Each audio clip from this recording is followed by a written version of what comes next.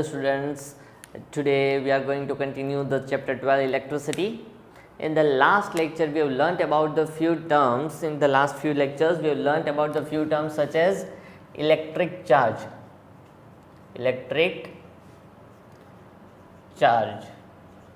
clear. We have also learnt about electric current. We have learnt about the electric potential. We have also learnt about the electric potential difference. Electric charge is symbolized by capital Q, electric current is symbolized by capital I, electric potential and electric potential difference are symbolized by V. The unit of electric charge is coulomb and it is symbolized by capital C. Unit of electric current is ampere and it is symbolized by capital A. Unit of electric potential and unit of electric potential difference is volt and it is also symbolized by capital V. Clear? So we have learnt about these few terms: electric charge, electric current, electric potential and electric potential difference. These electric potential difference in the practical basis, we are always indicating as electric potential difference, but we will consider it as a volt. Instead of the electric potential difference, we are also using the term such as batteries, that battery is applied. Battery is applied means electric potential difference is applied. Why? Because electric potential means up to infinity distance. In the practical examples, we will never consider any distance as a infinity. It will be from moving of a charge from one point to another point, that is a finite difference. And in a finite distance, the difference between the potential of first and the last point is known as electric potential difference. Clear? So we are always considering electric potential difference instead of electric potential. तो हमारे पास यहाँ पे दो term है, electric potential and current. Now electric potential V is directly proportional to current. Electric potential V is directly proportional to the current I. यानी जितनी बड़ी battery होगी उतना ही ज्यादा करंट निकलेगा. The more amount of voltage is applied, more amount of ampere will be flowing. So voltage is directly proportional to ampere, electric potential is directly proportional to the current. जितना ज्यादा voltage होगा उतना ज्यादा current होगा, जितना ज्यादा voltage होगा उतना ज्यादा करंट होगा. It is quite simple. The bigger the battery, the huge amount of current will flow through it. कि जितना बड़ा बैटरी होगा उतना ज़्यादा करंट आप प्रोड्यूस कर सकते हो, उतना ज़्यादा. आपकी age suppose 15 to 16 years, my age 26 years, उसे कहते हैं प्रोपोर्शनलिटी, कि जैसे जैसे मेरी एज इंक्रीज होगी your age also increases. As and when the my age increases your age also increases. Suppose मेरी एज को हम as a capital A indicate करते हैं और आपकी एज को as a small as a capital small a as indicate करते हैं. As and when capital A increases small A also increases. तो यहाँ पे हम क्या करते हैं? प्रोपोर्शनलिटी करते हैं. क्या करते हैं? Proportion. It means A increase होगा तो स्मॉल ए भी इंक्रीज होगा, ए डिक्रीज होगा तो स्मॉल ए भी डिक्रीज होगा. कि अगर एज की बात करें तो डिक्रीज होने वाला नहीं है, बट जितना ए में चेंज होगा उसी तरीके से स्मॉल ए में भी चेंज होगा. यहां पे भी वही कि V is proportional to I का मतलब क्या है? That as and when V increases I also increases, as and when V increases I also increases. लेकिन प्रोपोर्शनलिटी को हटाना है, आपको उसमें इक्वल टू करना है, तो यहाँ पे आपको कोई ना कोई एज ए कॉन्स्टेंट पुटअप करना पड़ता है. क्या करना पड़ता है?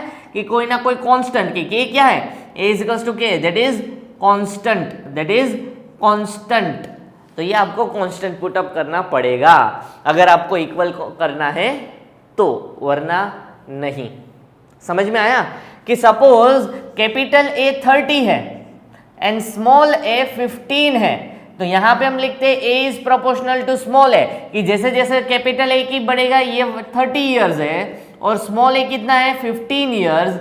then as and when the capital A increases, small a also increases. लेकिन A is equals to 2a, capital A is equals to 2a, क्यों? Because it is 30 and it is 15। तो अगर ये प्रोपोर्शनलिटी सही है, लेकिन आपको इक्वल टू करना है तो आपको कोई ना कोई कांस्टेंट यहाँ पे पुट अप करना पड़ेगा। तो similarly when you have to remove the proportionality you have to put something as a constant. v is equals to I R, where R is constant, R is constant and R is known as resistance, R is known as resistance। R क्या है बेटा हमारा? R है resistance। What do we mean by resistance? Resistance is a loss for any circuit. Resistance means loss. Resistance means loss। Current को आगे बढ़ना है, current को आगे बढ़ना है, उसको कौन आगे बढ़ा रहा है? तो वोल्टेज आगे बढ़ा रहा है, बैटरी आगे बढ़ा रही है उसको। If I want to flow the current from one point to another point I need a battery. तो करंट हमें फ्लो करवाना है तो करंट फ्लो करेगा, उसको कौन फ्लो करवाएगा? वोल्टेज फ्लो करवाएगा। आई को फ्लो होना है तो कौन फ्लो करवाएगा? वोल्टेज। जितना बड़ा वोल्टेज होगा उतना बड़ा आई होगा, उतना बड़ा करंट होगा। क्लियर? बट क्या जितना हम बैटरी अप्लाई करते हैं उसका पूरा एनर्जी आई को फ्लो करवाने में लगता है? तो नहीं, there is somewhat loss in that, कि जितना बैटरी हम लगाते हैं, बैटरी जितना पावर लगाता है उसमें बहुत बड़ा लॉस होता है। क्या होता है बेटा? उसमें बहुत ही ज्यादा लॉस होता है, और and that loss is represented by the resistance R, that is the resistance. Resistance माने लॉस, रेजिस्टेंस माने loss. Clear? Most of the times resistance हमारे लिए लॉस होता है। ये फ्रिक्शन जैसा है बेटा, फ्रिक्शन जैसा। कि फ्रिक्शन क्या है? Force opposing the force, force opposing the motion. लेकिन फ्रिक्शन के बिना हम नहीं लिख सकते, ना तो चल सकते। We can not do many things without friction, but most of the times friction is harmful, disadvantageous. Similarly resistance भी कुछ कुछ ऐसी जगह है जहां पे यूजफुल है, but most of the time it is A loss, it is A loss. समझ में आया? तो ये रेजिस्टेंस क्या होता है कि फॉर एग्जाम्पल करंट को आगे बढ़ने में बहुत सारी दिक्कत आती है। कि अगर आप चल रहे हो, क्लियर, अगर आप सिंपल आप देख लो कि भाई आप प्लेन डामर का रोड है, एकदम मस्त चकाचक है ना, सीमेंट रोड या फिर डामर रोड है, then we can walk and we can run peacefully, आराम से दौड़ सकते हैं, आराम से आप काम कर सकते हो। अगर उसमें छोटा सा बम्प आ गया देन तो ज़्यादा कुछ दिक्कत नहीं होगी। थोड़ा बड़ा बम्प आ गया तो आपको ध्यान से उसे क्रॉस करना है। बहुत ही बड़ा बम्प आ गया तो आपको उसके कूदना पड़ेगा। अगर 3 फीट की, यहाँ तक कि कमर तक की हमारी एक वॉल बना दी बीच में, तो आपको हर्डल आ गया कि वो ज़्यादा मेहनत से कूदना पड़ेगा। अगर 6 to 7 फीट का आपको वॉल आ गया तो आपको और ज़्यादा मेहनत करके लगना पड़ेगा। एकदम एक्सट्रीमली हाई वॉल आ गया तो क्या होगा? कूद नहीं सकते भाई। क्लियर? वापस मुड़ जाओ। क्लियर? सिमिलरली ये रेजिस्टेंस करंट की तरह, करंट को उसी तरीके से रोकता है। रेजिस्टेंस होता है करंट को उसी तरीके से रोकता है, उसमें कुछ नई चीज़ नहीं है। करंट इज फ्लोइंग, रेजिस्टेंस उसको रोकता है, रेजिस्टेंस उसको फ्लो होने नहीं देगा। Clear? If the resistance is small, if the resistance is negligible, जैसे हल्का सा बम्प है तो फर्क भी नहीं पड़ेगा, करंट दौड़ता जाएगा। थोड़ा ज़्यादा होगा तो भी करंट जाएगा, लेकिन थोड़ा कम जाएगा, टाइम लगेगा। क्लियर? जैसे जैसे रेजिस्टेंस इंक्रीज होता है amount of current decreases, as and when the resistance increases the current decreases. Clear? Simple इतना कि जैसे रेजिस्टेंस बढ़ेगा करंट कम होता जाएगा, जैसे जैसे रेजिस्टेंस बढ़ेगा करंट कम होता जाएगा। As and when the resistance increases current decreases. समझ में आया? समझ में आया? फिर अगर बहुत ही बड़ा रेजिस्टेंस होगा तो करंट तो जा ही नहीं पाएगा, करंट तो बिल्कुल नहीं जा सकता। If the resistance is high, बड़ी सी दीवार होगी तो हम कूद नहीं सकते। Similarly the current can also not overcome the resistance of a conductor. See, if the resistance is too less it means current can easily flow through them. आप सोचो कौन से कंपाउंड का रेजिस्टेंस बहुत ही कम होगा और कौन से कंपाउंड का रेजिस्टेंस बहुत ही ज्यादा होगा। कौन से कंपाउंड का रेजिस्टेंस बहुत कम होगा और कौन से कंपाउंड का रेजिस्टेंस बहुत ही ज्यादा होगा। सोचो सोचो सोचो, दिमाग लगाओ। I have 2 options for you. एक मेरे पास है copper and another thing I have a glass. एक मेरे पास कॉपर है और दूसरा ग्लास है, इसमें किसका रेजिस्टेंस ज्यादा होगा और किसका रेजिस्टेंस कम होगा? दिमाग लगाओ। क्यों? क्योंकि कॉपर का रेजिस्टेंस क्या होगा? बहुत ही कम होगा। Why? Because it is a very good conductor, it is a very good conductor. तो इसका रेजिस्टेंस कम होना चाहिए, इसीलिए तो करंट इसमें से इजीली पास होता है। ग्लास में से पास हो सकता है? बिल्कुल नहीं हो सकता। Why? It is a very high large resistance, बहुत ही ज्यादा रेजिस्टेंस होता है ग्लास का। कॉपर का तो बहुत ही कम है। कॉपर, सिल्वर, ये सारे जो मेटल्स होते हैं, मेटल्स का रेजिस्टेंस बहुत कम होता है। ग्लास है, वुड है, नॉन मेटल्स जनरली अगर हम देखें तो उसका रेजिस्टेंस बहुत ही ज्यादा होता है। और बीच में आते हैं सेमी मेटल, सिलिकॉन, जर्मेनियम, इन दोनों, इनका कैसा होता है? मेटल से थोड़ा ज्यादा और नॉन मेटल से थोड़ा कम। तो रेजिस्टेंस जितना ज्यादा होगा उतना करंट के लिए दिक्कत आएगी। तो क्यों ऐसी आएगी? क्योंकि यहां से देखो करंट का फॉर्मूला बनाओ, यहां पे करंट का फॉर्मूला बनाओ, क्या बनेगा? I is equals to V by R. देखो R यहां पे डिवीजन में गया, यहां पे मल्टीप्लीकेशन इस तरफ आएगा तो V by I is equals to V by R लिख सकता हूं, I is equals to V by R. तो मतलब यहां पे R है इज इनवर्सली प्रोपोर्शनल, 1/r हुआ। I यहां पे I is directly proportional to V but inversely proportional to R। तो देखो जैसे जैसे रेजिस्टेंस इंक्रीज होगा करंट है वो डिक्रीज होगा। समझ में आया?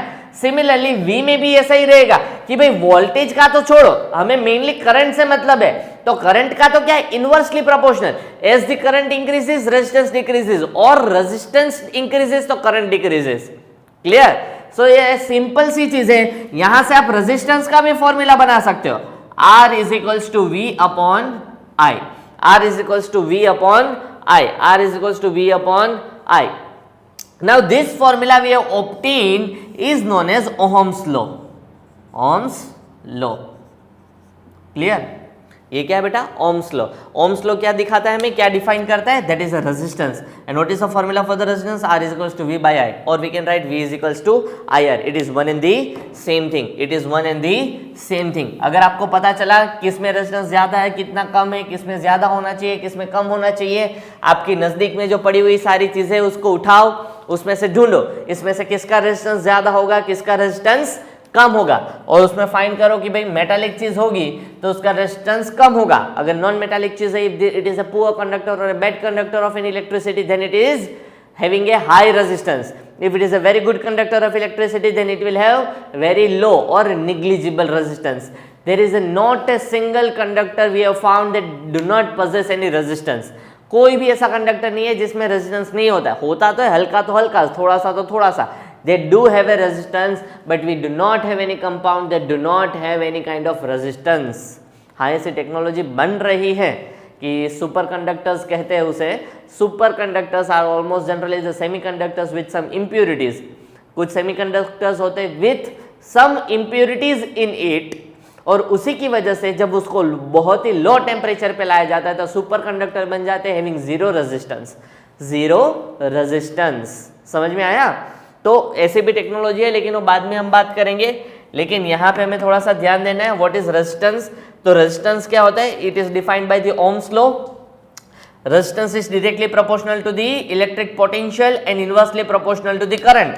Resistance is directly proportional to the voltage, inversely proportional to the current. This is known as Ohm's law. This is known as Ohm's law. ये Ohm's law है बेटा, बहुत ही सिंपल सी चीज है, लेकिन आपको ध्यान रखना है। What is Ohm's law? V is voltage is electric potential is directly proportional to the current. Explain it. As and when the voltage increases, current also increases. To remove the proportionality, we are putting a constant R, and R is known as resistance. अगर हम property के बारे में बात करें तो उसे हम कहते हैं रेजिस्टिविटी। क्या कहते हैं बेटा?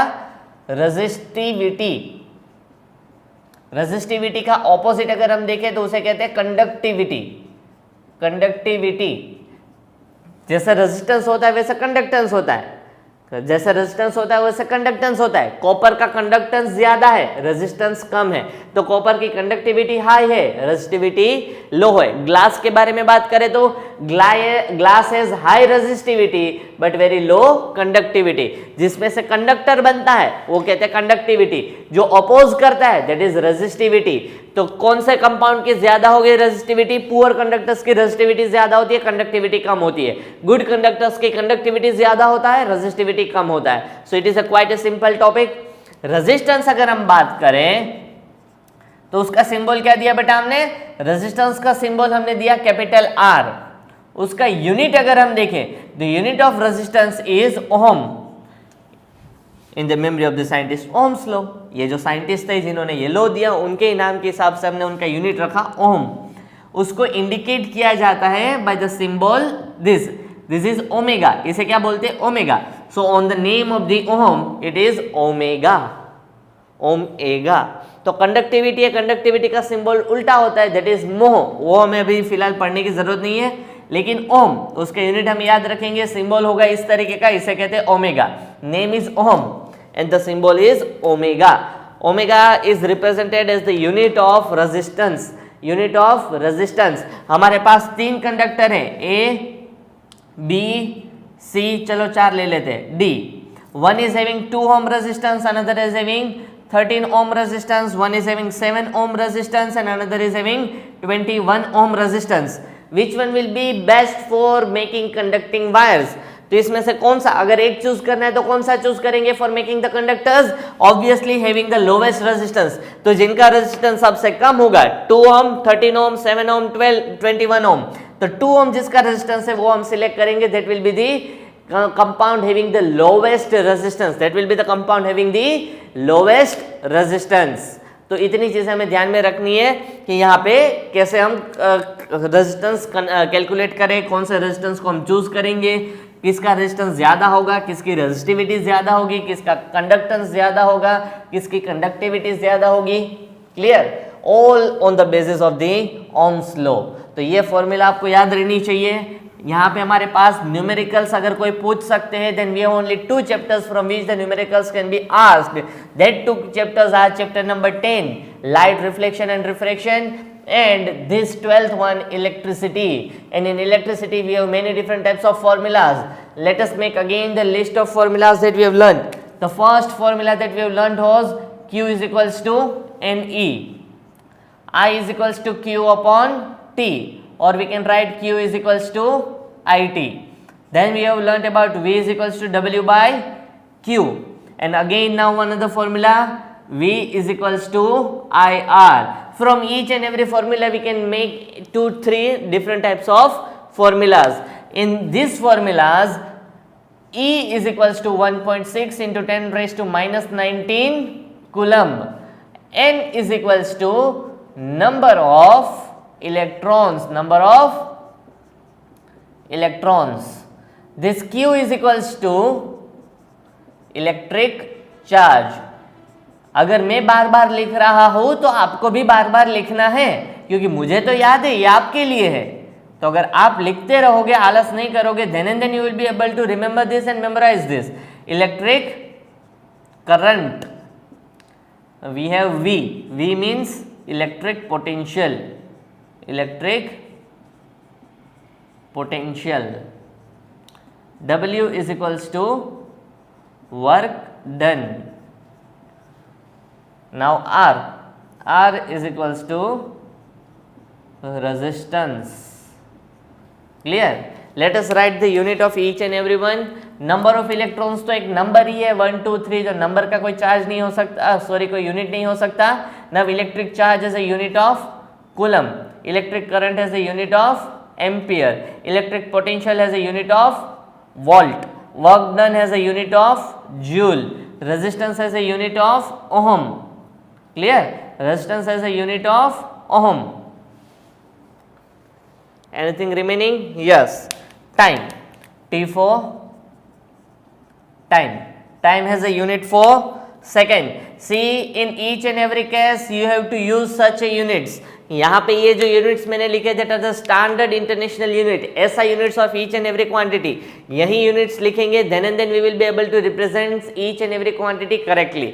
अगर क्वेश्चन में दिया है then it is different thing, अगर आपको कुछ पूछा अलग तरीके से then it is a different thing, but otherwise each and every quantities units can be represented as coulomb, ampere, voltage, joule, second, ohms law, because they are the standard international unit. They are the standard international unit. Now the compound having the conductance are known as conductor. The compound having conductance are known as conductor. कि जिस में से current pass हो सकता है उसे हम conductor कहते हैं। And the another thing that we have learned is that each and every compound do have resistance. जिनका कंडक्टेंस होता है उसे कंडक्टर कहते हैं, तो जिसके पास रेजिस्टेंस होता है उसे रेजिस्टर कहते हैं। क्या कहते हैं बेटा? रेजिस्टर्स। तो रेजिस्टर्स क्या क्या है? What are the resistors? Clear? तो रेजिस्टर्स क्या है? Each and everything is a resistor, each and everything is a resistor. क्यों? क्योंकि शायद कुछ ऐसी चीजें हो सकती है जिसमें कंडक्टेंस ना हो, लेकिन सब में रेजिस्टेंस तो होता ही होता है। Even the best conducting substance also do have the slightest resistance, कि we have the best conductor. आज तक हमें जो मिला है उसमें से बेस्ट कंडक्टर कौन सा है? Silver is the best conductor, silver is the best conductor. But silver का भी कोई ना कोई रेजिस्टेंस तो है। It do have a small it do have a small amount of resistance, but it do have a resistance, and the substance having resistance are known as resistors. तो resistors के example अगर मुझे लिखने हैं तो what are resistors? तो simply wire, सबसे पहले तो वायर लिख सकते हैं। दूसरा, जिस इसमें करंट पास होता है वो सारे electrical appliances, fan, tubelight, TV, AC, bulb. Clear? Each and every electrical appliance, each and every electrical appliance is an resistor. So each and everything is a resistors. तो resistor को symbolize किया जाता है। resistor का symbol है, see this is a symbol for the resistor. Clear? Battery, battery का symbol क्या है? Battery has a symbol of this positive indicates the bigger line indicates the positive terminal, the smaller line indicates the negative terminal. अगर आप bigger line से start करते हो तो small line, big small big small. If here it is a big, then it should be ended with the small line. Then we have current. current है ammeter होता है। What is ammeter? Ammeter is a device used to measure current. तो उसका symbol होता है A। Clear? Similarly we have volt meter, उसका symbol क्या होता है? V। उसका सिंबल होता है V। This is a symbol for the resistor, battery, ammeter, volt meter. अगर हम स्विच के बारे में बात करें तो this is a symbol for the switch. ये द स्विच इज ओपन, हमारे पास की भी हो सकती है। We can also use key to open and close the circuit. So key का सिंबल होता है, this is a open key. Now this one is a closed key. Now अगर बीच में डॉट नहीं होगा then it will be a open key. Clear? Another symbol, अगर battery ये वाली होती है तो यहाँ पे सेल भी लिख सकते हैं। सेल में क्या होता है? सेल यानी छोटी बैटरी। तो उसमें सिर्फ दो ही लाइन हम इंडिकेट करेंगे, one the positive terminal, another one the negative terminal. This represents a cell.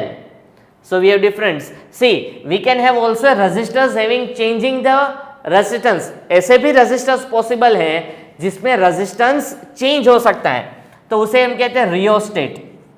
Rheostat is an example of such a resistor. तो उसका सिंबल भी क्या होगा? सेम एज द रेजिस्टर्स, लेकिन बीच में हम एरो कर सकते हैं। Similarly we can have a battery. Battery कैसी? जिसमें बैटरी हम चेंज कर सकते हैं, वोल्टेज चेंज कर सकते हैं, तो उसे हम कहते हैं वेरिंग बैटरी, जिसमें वैल्यू वेराई करती है, चेंज हो सकती है। So what is the symbol for a battery? This is a symbol for the battery. तो उसमें से एक लाइन कर दो, this indicates that it is A varying battery. यहाँ पे एरो करना है, ठीक है? सिमिलरली ये क्या करना है बेटा? एरो करना है। So this, if this arrow is indicated across any of this symbol then it means it is a changing varying institute. फिर अगर हम देखें तो यहाँ पे हम कर सकते हैं bulb. What is the symbol for a bulb? तो बल्ब का सिंबल यहाँ पे हम कर सकते हैं, व्हाट इज बल्ब?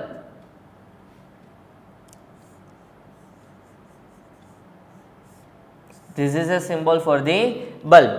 अगर यहाँ पे हम इस तरीके से यहाँ पे ऐसे लाइंस करते, it means bulb is on. अगर वो लाइन नहीं है then bulb is off. So this are the few symbols that we can use while drawing a circuit diagram. Simple, अगर हम कंडक्टर का करना चाहते हैं तो conductor, what do you mean by conductor? It is a simple wire, so it can be represented as a straight line. This is a conductor. If the current is flowing through the conductor, तो यहाँ पे हम current का direction करेंगे by the arrow and we will write I. I means current. It means current is flowing through the conductor. So this is a simple conductor. So we have different symbols for each and everything. Again we have a 1 meter, that is known as galvanometer. Galvanometer. What is galvanometer? Galvanometer is used to detect the current. अगर current measure करना है तो ammeter, अगर current को सिर्फ detect करना है then galvanometer. Suppose आपके बाइक में पंचर हो जाता है, कार में पंचर हो जाता है, तो आप धक्का लगा के उसको चला रहे हो. At that time the speed will be too slow कि वो जो हमारा ओडोमीटर है और स्पीडोमीटर स्पीड नहीं दिखाएगा.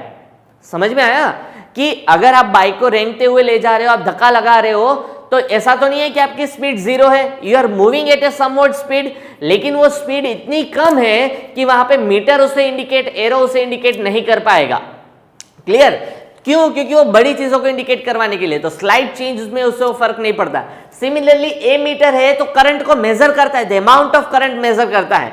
But sometimes what happens, the slightest current, की हल्का सा करंट कभी कभार आके चला जाता है. तो ये जो झर्क होते हैं, ये जो जर्क्स होते हैं ना, कि sometimes the current comes and go, और when sometimes there is a slightest amount of current, कभी कभार हमारे फोन के पीछे अर्थिंग हो जाता है ना, कि हल्का सा करंट आता है, स्लाइट वाइब्रेशन होता है, then ammeter can not measure such currents.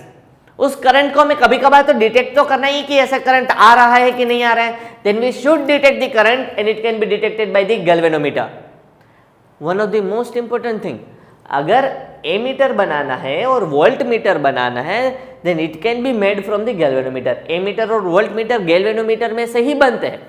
Ammeter और वोल्ट मीटर किस में से बनते हैं? गैल्वेनोमीटर में. By changing the resistance of a galvanometer, by changing the resistance of a galvanometer we can make galvanometer into ammeter and we can also convert galvanometer into volt metre.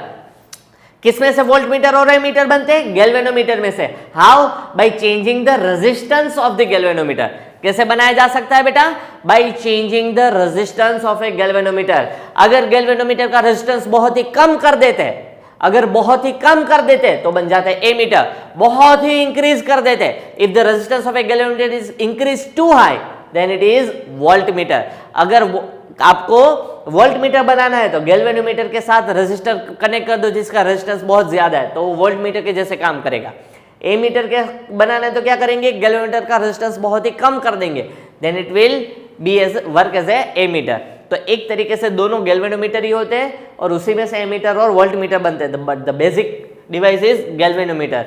और उसका symbol क्या है? G. यहाँ पे क्या है symbol? A. यहाँ पे सिंबल क्या है? V. And the remaining are as follows. तो ये सारी चीजें आपको लिखनी है. You have to also remember all the formulas. We will be, शायद हम करेंगे that we will solve the numericals on the basis of this formulas. Clear? तो इतनी चीजें आपको पता रहनी चाहिए. फटाफट से जितना लिखना है उतना लिख लो, बाकी घर पे स्क्रीनशॉट लेके घर पे लिख लो. आपकी मर्जी, लेकिन काम करो. थैंक यू बेटा.